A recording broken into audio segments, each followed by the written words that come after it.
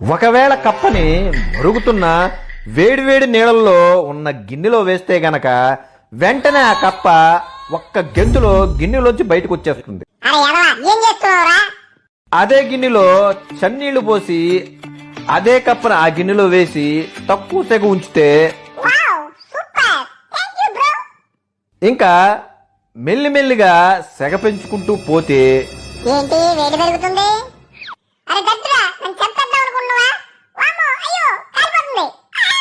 ఆ టైంలో దానికి జంప్ చేసి బయటికి వచ్చేయాలి అని ఆలోచన రాదు, ప్రయత్నం చేయదు. ఎందుకంటే ఎంజాయ్ చేస్తూ వచ్చే ఆపదని అంచనా వేయలేదు కాబట్టి ఏమీ చేయలేక చచ్చిపోయింది. ఈ కథలో నీతి ఏంటంటే, చదువుకునే స్టూడెంట్ మొదట్లో చాలా కలలు కంటారు. నేను అది చేస్తా, నేను అలా అవుతా, ఇలా అవుతా, ఫారెన్ వెళ్ళి చదువుకుంటా అని. కానీ పోను పోను సోషల్ మీడియాకి, ఫ్రెండ్స్కి, చెడు అలవాట్లకి బానిసైపోయి కలలన్నీ పక్కన పెట్టి టైం ఉందిగా తర్వాత చూసుకుందాంలే అని విలువైన జీవితాన్ని నాశనం చేసుకుంటున్నారు.